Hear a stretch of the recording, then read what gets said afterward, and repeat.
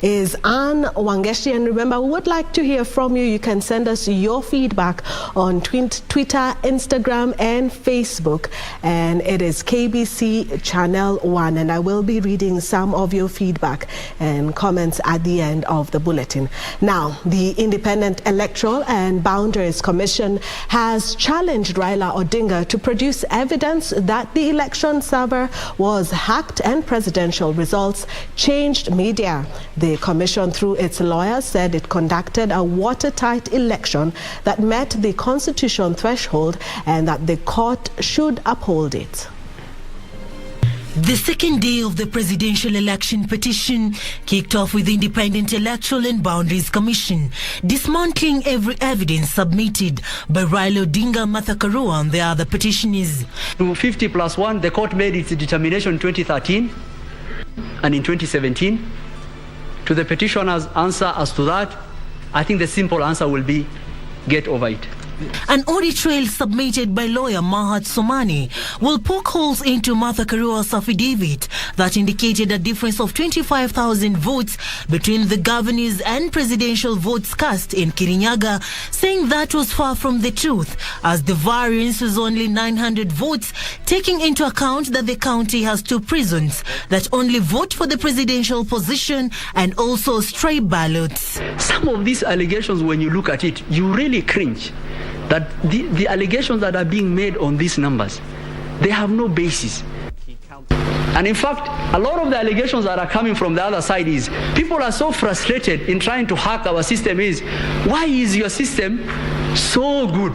Our system is so good because it's based on blockchain. It actually, what it does, it actually gives resources as is required. Mahat will also break down the variance in voter turnout, claiming that the Kimskit from far-flung areas transmitted results late due to network challenges. Some of the stations, some few stations, some violence happened. Likely they did not report for Senate. When you do that analysis, you will get the differential is 500 votes. I have done an elaborate analysis also on the stray ballots. When we get to that, I will explain. So the differential between the Senate and the presidential is 500 votes. The commission, saying the chaos precipitated at the National Tallying Center made it impossible to have the results from the 27 constituencies, which had been varied, not to be announced. We all watched in horror on TV as members, some of them who were in this court, confronted the chairperson, threw down the pulpit where he was to announce the results, threw down chairs, assaulted the chairperson and the commissioners. In fact, Professor Gulier, the chairperson, and the CEO were injured. And we have attached documents showing the injuries that they sustained. And the intention was to stop the declaration from being made.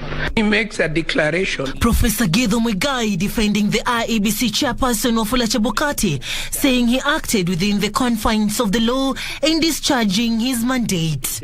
The vilification against this gentleman goes beyond anything we have ever had before in this courthouse. It was personalized. It was vindictive. It intended to lower his standing in our community and within the legal profession. It was unwarranted. Professor Muigai further says the divergent opinion by the 4 commissioners was an afterthought, defending the chairperson, saying he stood firm despite attempts by external forces to sway the will of Kenyans. So the sanctimonious, self-righteous, pompous pontification of the so-called 4 commissioners are an afterthought. They are a complete and total afterthought. Serafina Robi for Prime Edition.